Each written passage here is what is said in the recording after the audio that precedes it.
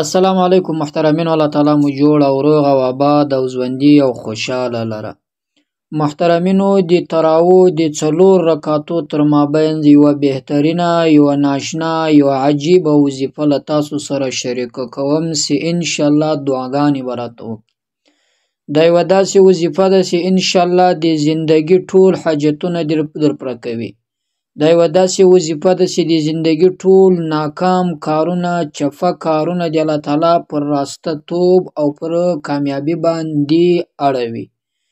د تراویح تر مابین یو داسې اسانه وظیفه چې هر زنانه نارینه کولی شي. ډیره بهترینه، مجربه، اسانه وظیفه ده، یو مجرب عمل ده. محترمینو، که چیرې تاسو په اخلاص او په یقین سره دغه وظیفه په پابندي سره د تراویح تر مابین وکړئ، له هغه نه بعد چې تراویح خلاص شي، مکمل شي، چې تاسو دعا وکړئ، فوراً د الله تعالی دعا قبلوي. د هغه انسان له کورنۍ څخه تنګسي، غریبي، فقر، مسکنت، محتاجي، غریبي، دا ټول الله تعالی ختموي. هیڅ کله به هغه انسان له فقر له غریبي سره بیا مخ نشي که دغه یوه وظیفه په پابندي سره وکړي. که هر انسان د دغې وظیفې له کراماتو څخه خبر سي، د دې وظیفې له فضیلت څخه، له طاقت څخه خبر سي، هغه انسان به هیڅ کله دا وظیفه پرېنږدي. محترمینو، دا وظیفه به هغه انسان د تراویح په مابین کې په ډیره پابندي سره، په ډیر خشوع، په عاجزي سره ضرور کوي. او دا وظیفه د حفاظت لپاره یو ډیر مجرب عمل ده. د فتنو دور ده. هیڅ کله یو انسان په دې اوس وخت کې نه پر خپل اولاد باندې مثلا داسې حفاظت لري، نه پر خپل مال باندې، هم پر اولاد باندې ویریږي، هم پر خپل مال باندې، هم پر خپل کاروبار باندې، هم پر خپل کورنۍ باندې. د دې ټولو د حفاظت لپاره دا یو مجرب عمل ده. د کور د حفاظت لپاره، د اولاد د حفاظت لپاره، د کاروبار د حفاظت لپاره، د اتفاق د حفاظت لپاره، د کاروبار د ترقی لپاره دا یو مجرب عمل ده. محترمینو، یو واره دا عمل وکړئ، انشاءالله د تجربې لپاره تاسو وکړئ. انشاءالله زه تاسو ته وایم چې هغه تجربه به الله پاک جل جلاله پر داسې طرف واړوي چې هغه به منظوره سي، په هغه وخت کې به قبوله سي. ستاسو دعا به الله تعالی قبوله کړي، ستاسو وظیفه به په دې وخت کې ډیر زر تاثیر وکړي. او دا وظیفه د بیماریانو د خلاصېدلو لپاره یو مجرب عمل ده. له افاتو څخه، له تکالیفو څخه د ساتنې لپاره، د حفاظت لپاره، په دنیا کې د مشکلاتو څخه د حفاظت لپاره، د پریشانۍ څخه د حفاظت لپاره دا یو مجرب عمل ده. محترمینو، وظیفه کېږي مثلا کله چې تراویح کوئ، تراویح که د حفظي، تراویح که د علم ترقي وي، که په کور کې یاست، که په مسجد، نارینه خو نه په مسجد کې کوي او زنانه چې د په کور کې ده.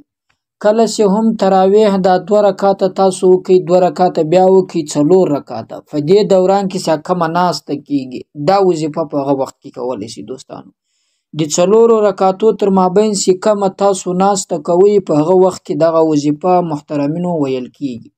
هغه وظیفه دا ده چې کله د 4 رکعاتو په مابین کې تاسو کېناستاست، نو بسم الله الرحمن الرحیم دا وظیفه به وایاست. محترمینو، بسم الله علی دینی و نفسی و ولدی و اهلی و مالی. شروع کوم په نامه د الله تعالی سره، حفاظت لپاره پر دین باندې، پر خپل ځان باندې، پر خپل ولد باندې، اولاد باندې، او پر خپل اهل کورنۍ باندې، او پر خپل مال باندې. الله تعالی جل جلاله څخه دا خواست کوم چې الله دې ټولو حفاظت وکړي. دا به څونه وایي؟ داسې مثلا چې څنګه 4 رکعاتو باندې کېنستلې، څومره وخت چې امام کېنستی خو ته هم دغومره وخت کېنې، یا په کور کې چې زنانه تراویح کوي، څومره وخت چې دوی په خوا کېنستلو مثلا ایدی معمول و، هغومره واره دی وایي. په دې دوران کې چې دا هر څو واره شي، 2 واره ویلی شي، 5 واره ویلی شي، 10 واره ویلی شي، 20 واره ویلی شي، هغه هومره واره دی ووایي کوم چې په دغه وخت کې دوی هغه څه کوي، ناست دي. کله چې دا وویله هر په 4 رکعاتو مابینځ کې، بیا چې کله تراویح خلاص شوې، لمونځ خلاص شو، له هغه نه بعد یې 2 رکعاته نفل وکړي. کله چې 2 رکعاته نفل وکړو، له هغه نه بعد دې بیا دغه دعا تقریبا 50 واره بیا ووایي. کله چې یې وویله پر ځان دې جفت کې، که بیماري وي له بیماریو څخه به الله تعالی خلاص کړي، لغه نه بعد د لاس پورته کې د خپل حاجت د غریبي د حفاظت د تنګسي لپاره داسې دعا دی وکړي الله د دې په برکت سره مې له فقر خلاص کړي، یا الله تعالی د دې په برکت سره مې د دنیا له مشکلاتو، د انسانانو له شر څخه، د فیرانانو له شر څخه، د جناتو له شر له دې ټولو څخه مې په خپل حفاظت کې وساتي، آل و اولاد و مال دا ټول راته محفوظ کړي د دې دعا په برکت سره. ان شاء الله الله تعالی مهربانه دا وظیفه چې دی کوي په دې روزه کې الله پاک جل جلاله په دې ټول کال کې هیڅ کله دته له هغه ټولو پریشانیو څخه نجات ورکړي، له ټولو مشکلاتو څخه دته نجات د دې وظیفې په برکت سره ورکړي.